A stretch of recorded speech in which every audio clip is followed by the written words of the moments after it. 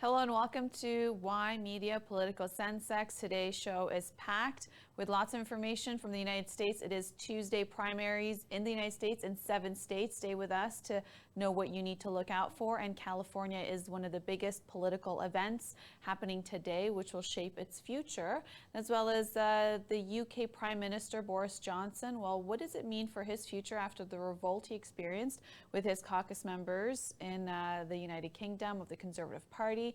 And here in Canada, well, the NDP and the Liberal leaders made a supply and confidence pact that is supposed to support the Liberals, which is in a minority government situation until 2025. How do people feel about that? What are Canadians thinking? Well, there's a poll that reveals that. Stay with us here on Y Media Political Sensex as we unfold all those stories today for what you need to know. Well, starting here in Canada, well, essentially, if you recall, not too long ago, there was the federal election that was held last year in 2021 in September, and it gave the Liberals a third mandate, but again, a minority government that they also had for the first time in the 2019 election. Well, the same continued in the 2021, and essentially Justin Trudeau wanting to hold power and stay in place as Prime Minister and not have to be challenged by opposition leaders.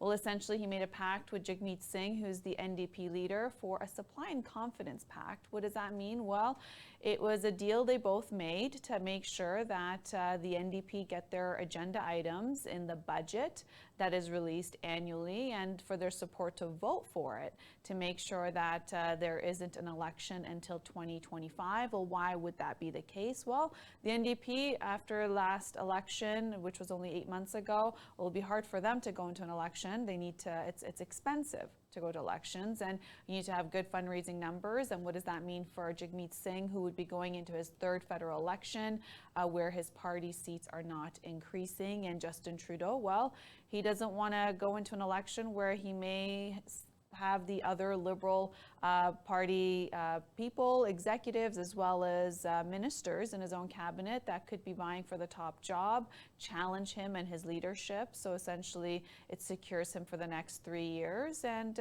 this way, the Conservatives that usually outpace the rest of them in fundraising, and now it seems like a record membership during the leadership membership drive that's taking place right now for the leadership election of the Conservative Party. Well, they'll have a new leader elected come September 10th. Well, it's very hard to match them in terms of those numbers. So this is something that they've come together. Now, there's a poll that reveals how Canadians feel. Essentially, in this poll that's been put together by Nanos Research, it was commissioned by the Globe and Mail, and this was done between, the poll was conducted between May 26th to May 30th and polled 1,001 Canadians over the phone and online. And here is what it found. The margin of error is plus 3.1% points, 19 out of 20 times. And according to that poll that was just recently done by Nanos Research, well, it found that nearly 60% of Canadians are comfortable or somewhat comfortable with the deal that the two party leaders made between the federal NDP and the Liberal Party, and which will suggest that things will stay status quo until 2025. In this deal, the NDP had asked to be able to have cooperation on dental care, farm-up care, housing, climate change, and Indigenous reconciliation as priorities in the Liberal budget. And the funding for it, and to prioritize those issues that the NDP believe are important. And in a way, it's a way that the NDP can get their agenda items in the budget and to make sure that it forms what the federal government's going to do without having to form government, which is the case. Now, this is not the same as a coalition, because a coalition would be essentially that that NDP MPs would be sitting in cabinet or in the Trudeau government. This is not the case. It's more of a pact to be able to support one another when it comes to vote for the budget, which is something that could cause the House to go into an election because of no confidence. And no confidence is something that we're going to discuss today when it comes to the UK Prime Minister Boris Johnson. But it is a no confidence that it is something that the Prime Minister is not going to have to face with the support of the NDP. So according to this poll, well, it found that 39% of Canadians are comfortable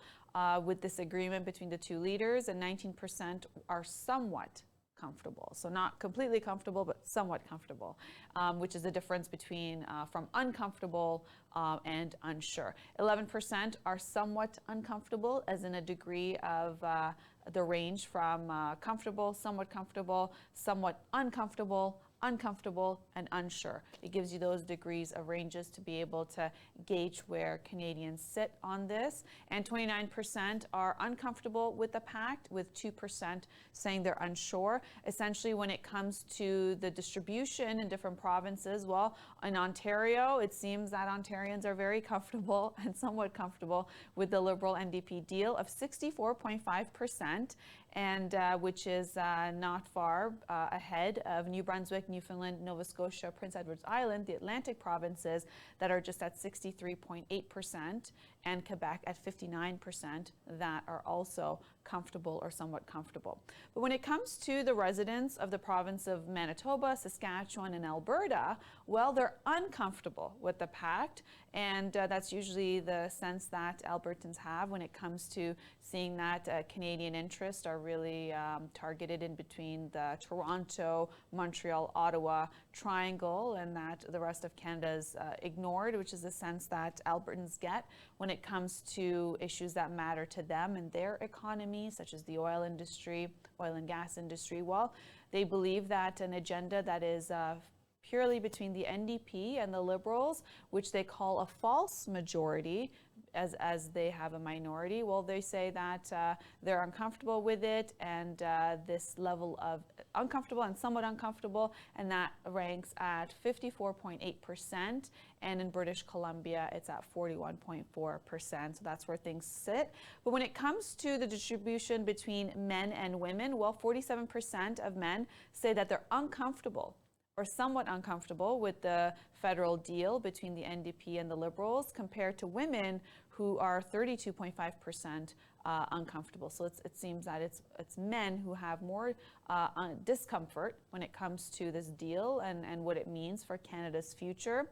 And this is the case based on what was discovered from this poll on the census. But this also means that the Bloc and the Conservatives cannot obstruct any of the bills that the Liberals put forward. They have the support not just on the budget, but other items as well. And it's a marriage between the two party leaders in a way to support each other's political careers. And when the poll asked the Canadians how the agreement will impact their voting intentions in the next federal election if it's held in 2025, well, 32% said that it has no impact on their vote, with 26% saying that it would be more likely to vote Conservative in the next election because of the pact. And when it came to the voters in terms of their intention to support the Liberals and the NDP, well, that was almost a tie at 18 to 17%. And 7% said that they were unsure, with 5% saying when it comes to their voting intention, they would vote for the Bloc Québécois, with 4% saying they'd vote for the Green Party, and 1% for the People's Party. The People's Party has been increasing their voter count in the last election compared to the 2019 election, which was the first time the People's Party ran an election. So that's where things sit at. Well, Nick Nanos, who is the principal at Nanos Research, he says this is due to election fatigue, that people, just based on COVID-19 pandemic and the rising cost of living with inflation and interest rates and the fear of a potential recession, are reasons why people maybe perhaps are not very are not very uncomfortable with what they project to be this deal between the two leaders, as they're in no mood to go into another election anytime soon. So it's probably better off for 2025. Now, we covered this news. We watched it very closely when it comes to Prime Minister Boris Johnson, as he had a vote of confidence yesterday in the United Kingdom, where his caucus had a chance to vote on his leadership. They called a distraction because of Partygate, which is something that was revealed that the Prime Minister was attending parties on Downing Street when there was the lockdown mandate. with his government to ensure that the COVID numbers are decreased, as the UK went through many different waves and with the onset of the virus. And and when it was revealed that he was not following his own mandates, well, it overshadowed everything else the government had done. And the rule there is that if there's 15% of the caucus that can send a letter with their displeasure of the leader, it would prompt a vote of confidence, which it did yesterday. And as the results were revealed, well, he passed it. And the vote was 211 to 148 that supported him as leader. But the 211 MPs in his own caucus that do not support him, well, it also means that there is a revolt, and it's very hard to see where Boris Johnson's future is. Essentially, this was something that he tried to do today, to have a caucus meeting and to be able to mend ways with the MPs that have now shown displeasure of his leadership. Now, if you recall back, when it comes to the other vote of confidences, Theresa May in 2018, well, she got the no confidence vote and she had to resign within 6 months. If you recall, Margaret Thatcher, a sitting prime minister, had to also leave her position as prime minister and leader of the Conservative Party because of a no confidence vote. And based on history, it's very hard to see what that means for Boris's future in terms of being able to stay on as leader for a long period of time, although yesterday's vote of confidence does secure him not to go back into another vote, a leadership vote, in 12 months from now. So we're going to keep track of his leadership and see where that's headed, although if history is any indication, things do not look good for him with that level of discontent in his own caucus. Now, today is Tuesday primaries in the United States in 7 states. The states to watch are California, Iowa, Mississippi, Montana, New Mexico, New Jersey, South Dakota. They're all holding their primaries today, but California specifically is going through a lot today. It's a big political event on multiple levels of government in the U.S. Well, essentially, a couple of things to unfold. Well, there is the mayoral race for the city of Los Angeles, of Southern California. This is a big deal, and I want to talk about these two front leading candidates that are going head to head and what this means for Southern California and Los Angeles, where issues of concern are crime and poverty, homelessness, which has been top of mind. And you have a billionaire, former Republican, who has now registered as a Democrat this year. He is going up against, his name is Rick Caruso. He's going up against progressive Democrat in Los Angeles, and she is a representative. And her name is Karen Bass. She was actually one of the shortlist for President Joe Biden's running mate when he was seeking election, and she was shortlisted for that position. But of course, we know it's Kamala Harris that is his VP now. But this is a big race. What I want to do is I want to go to their videos. I want you to get to know Rick Russo and Representative Karen Bass. And based on tonight's vote, if any of them get over the 50 points, well, then you have a mayor on your hand. If they don't, then there is the runoffs in November, which is heavy campaigning. The billionaire, Rick Caruso, has spent $40 million of his own money when it comes to advertising, and this is something that the representative saying that it's hard to go up against, although she is a household brand in the area. So take a look. We're going to go straight to Rick Caruso's campaign message. We know our city is at a crossroads. We know people don't feel safe in some neighborhoods. We know life is tough, too tough, to be in the second largest city in the country that is richer than any country in the history of the world. I know that this is the city of dreams. This is the city of brilliance. This is the city of creativity. This is the city where the entire world is represented. I look at all of you here, and you are our future. We have a clear choice tomorrow, because it's not the power of the dollar, it's the power of the people. This is a city of hope. This is a city of promise where we have all of the skills, all of the knowledge, all of the resources. All we need to do is organize the power of the people. I know we can do this. That is Representative Karen Bass. That was her video for her campaign to run for mayor of Los Angeles. Now we're going to go to Rick Caruso's message on his campaign for the mayoral seat. It's a classic LA story. My grandparents came to this country without money in their pockets. They didn't know a word of English, but they had a dream, and that dream came true for my entire family because of this great city. LA has always stood for the idea that anything is possible. But too many Angelenos look at City Hall today and believe that nothing is possible. We have rampant homelessness. Our people are living in fear for their safety, and politicians at City Hall are just in it for themselves. I'm running for mayor because I love our city, but our city is in a state of emergency. I'll work for $1 a year. I won't take a dime from corporations or lobbyists because my only special interests are you, Angelenos. Together, we can make this the city where anything is possible. We can fix homelessness, curb crime, we can stop corruption at City Hall. We can clean up LA. Read my action plan at carusocan.com. There you have it. Those are the front runners for the top job at the city of Los Angeles that has experienced, as you can see, homelessness, increased rate in crime. Those are top of minds, and that also means another recall election, and I'll talk about what that means for two major cities in California. Well, I want to talk about this mayoral election. Essentially, Caruso is a billionaire. He's a developer.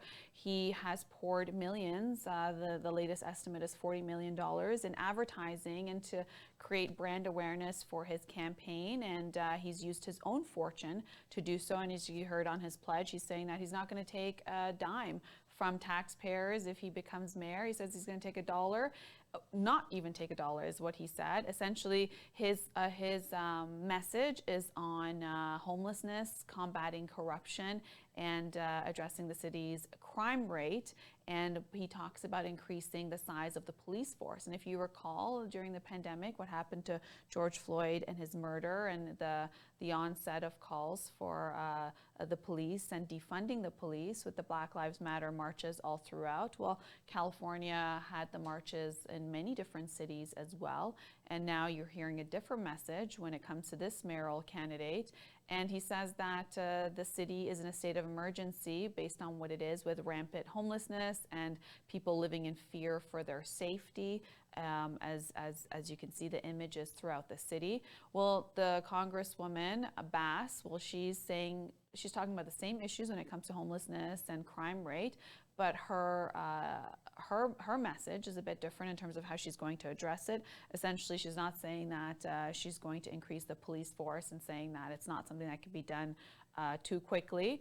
And this is a race between, it's a 12-person field for the mayoral race, but based on the votes today, 50% of the vote, it might be that these two will be the top finishers, and we'll have to go into the election come this November. We're going to track this. There is a municipal election also here in Ontario in October, so stay with us on Y Media Political Sensex to make sure that you have all of that. But based on a recent poll that was released, well, it shows that that Bass is slightly in the lead compared to Caruso, and this is a poll that was taken in May 24th to the 31st, and essentially this poll is, and according to the Berkeley Institute of Government Studies, that's who initiated the poll. Essentially what it finds is that Bass has support amongst women and mostly white liberals in the state of California. And when it comes to, and Bass has a support of 38% of people who'd likely vote for her, and compared to Caruso at 32%, and 15% voters are saying that they're still undecided. and that's where things are sitting at. We're going to continue to watch this. But another issue when it comes to homelessness and increasing rise in crime in California, well, San Francisco District Attorney is risking a recall. Based on his record of Chesia Bowden came into office in 2019, basically with the promise of concerns over police misconduct, criminal justice reform, mass incarceration, and those were some of the things that he had campaigned against to be able to come into place as a progressive prosecutor. While what the San Francisco residents are saying is they're saying they're not feeling safe. They're saying now after the pandemic and what the state of San Francisco is with homelessness and crime on the rise, and they're saying with drugs and what they're seeing on the streets, they feel completely unsafe, and he's facing a recall. Same thing goes for when it comes to the Los Angeles County District Attorney, also facing a recall. This is happening again based on the state of Southern California and where it's headed. So these are all the things to watch. When it comes to the House Republicans, well, they're facing a challenge from the right, and this is essentially something to watch as the ones that did not support Trump in the election, well, they have other candidates who are looking to replace them. When it comes to Republican David Vallado in California, well, he was one of the 10 Republicans to support Trump's 2021 impeachment. Now is facing a challenge from Republican Chris Matthews, and this is who supported Trump and throughout that entire election, and the claims that were made on the viability of that on those election results. In South Dakota, same thing happens with the Governor Kristi Noem and Senator John Thune and Republican Dusty Johnson. They all face primaries from candidates who support Trump. And so this is something to watch for to see what it means in terms of how much control does Donald Trump still have on the Republican Party. And that is to be seen on the Tuesday primaries. We're going to keep an eye on it. Catch up with us again tomorrow on Y Media Political Sensex, as we're going to cover all of this and where things sit at when it comes to all of these different races in those 7 states. I'm Ramona Singh. This is Y Media Political Sensex, and we're going to catch up with us tomorrow on all those details.